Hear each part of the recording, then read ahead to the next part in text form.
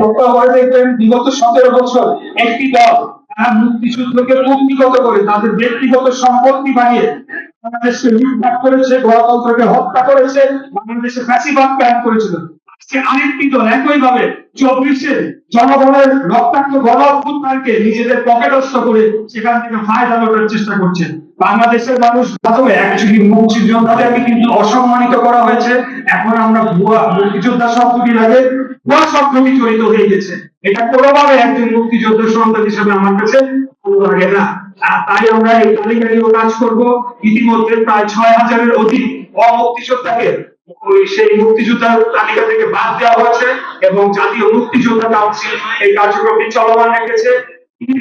বিষয়টি আমরা খতিয়ে দেখবো, যারা প্রকৃত মুক্তিযোদ্ধা তাদের সুযোগ সুবিধা এবং তাদের জন্য গৃহ নির্মাণের যে প্রকল্প রয়েছে সেটিকে বাস্তবায়নের জন্য আমরা নিরলসভাবে কাজ করে চলেছি।